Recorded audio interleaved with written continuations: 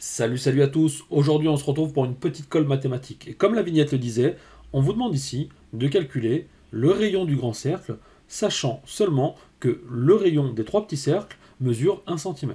Là clairement, Afran se demande comment c'est possible de répondre à une telle question. Mais je vous garantis que c'est possible de le faire. Ce que je vous invite à faire, c'est de mettre pause maintenant, de prendre un petit brouillon, d'être un peu ingénieux pour essayer peut-être de trouver la bonne réponse. La bonne réponse se trouve bien entendu parmi une des 5 réponses proposées sous la question. Pour ceux qui ont vraiment la flemme, continuez la vidéo et juste derrière, je vous propose une solution. Il y a une deuxième solution que je voulais faire, mais ça aurait fait une vidéo un peu trop longue, c'était plutôt une approche au niveau des angles. J'ai préféré l'approche algébrique avec l'utilisation du théorème de Pythagore. Allez, à tout de suite pour le corriger. Allez, on va commencer par coder cette figure et je vais joindre le centre de chacun de ces petits cercles entre eux. Va apparaître devant moi une figure qu'on connaît depuis longtemps, un triangle.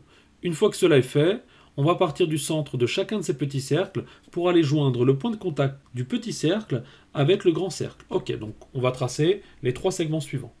Une fois que cela est fait, on va se poser une question simple. Est-ce que l'énoncé nous donne des informations intéressantes? Oui, le rayon de chacun des petits cercles vaut 1. On va donc pouvoir mesurer tous ces petits segments. Donc on va avoir plein de 1 partout. Donc 1 ici, 1 là, 1 ici, 1 là. Une fois que cela est fait, mettons en rouge le centre du grand cercle et notons grand R, le rayon du grand cercle. La question qu'on va se poser ici, c'est combien mesure ce segment rouge? C'est grand R moins la partie bleue qui vaut 1, donc c'est grand R moins 1. Ok? Normalement jusqu'à là, vous êtes toujours avec moi. On va tracer un joli segment vert, et la partie du segment vert qui est coincée dans le cercle en haut à gauche mesure aussi R-1 logiquement. Et la partie qui reste à l'extérieur, on va l'appeler petit x. La figure commence à être codée et on a assez d'informations pour répondre à la question posée. Ah, n'oublions pas de mentionner que le segment vert est tangent au cercle et vu la configuration géométrique, on a, bien entendu par définition, la formation d'un angle droit, ce qui va nous servir grandement. Du petit triangle, tirons grâce au théorème de Pythagore l'égalité suivante, x carré plus 1 au carré égale à r-1 au carré. Du grand triangle, tirons l'égalité r-1 plus x de tout au carré plus 1 au carré égale à 2 au carré. On note E1 l'équation numéro 1 et E2 l'équation numéro 2. De E1, on va tirer l'égalité suivante. On a, pour commencer, x carré plus 1 est égal à r au carré moins 2r plus 1. C'est simplement l'utilisation d'une identité remarquable. On a les 1 qui vont partir et il nous reste du coup, in fine, x carré égale à r carré moins 2r.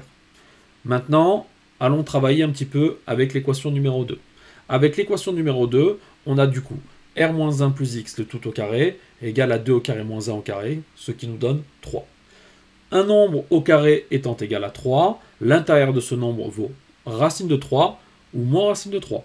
Mais puisque r est strictement supérieur à 1 et que x est positif, la quantité ici est positive. Donc la partie négative de la solution ne peut pas être acceptée.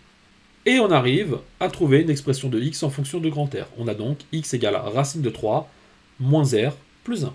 On remet tous nos calculs en haut à gauche pour un peu plus de clarté.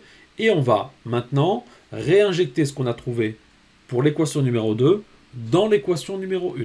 On a donc racine de 3 plus 1 moins r, le tout au carré, égale à r carré moins 2r.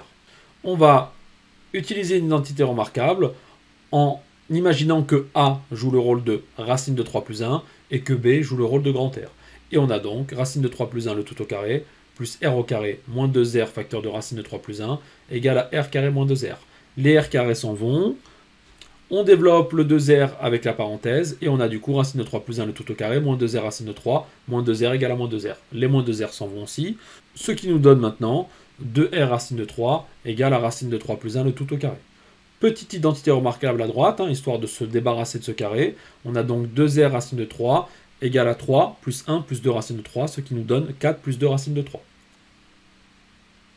Notre objectif étant de trouver la valeur de r, on a donc r qui vaut 4 plus 2 racine de 3, le tout divisé par 2 racines de 3.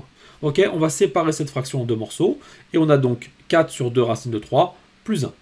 Pour la partie gauche, on va multiplier en haut et en bas pour racine de 3. On n'aime pas les racines au dénominateur. Ce qui nous donne ici 4 racines de 3 sur 6. Et on rajoute le plus 1 qui avait à côté. On met au même dénominateur. On a donc 4 racines de 3 plus 6, le tout divisé par 6. Ce qui nous donne 3 plus 2 racines de 3 sur 3. Vous avez vu, hein, au début, on se demande comment on va faire, et puis en mettant, encore une fois, les mains dans le cambouis, on arrive à s'en sortir. Je vous dis à bientôt, bonne soirée à tous, bye bye.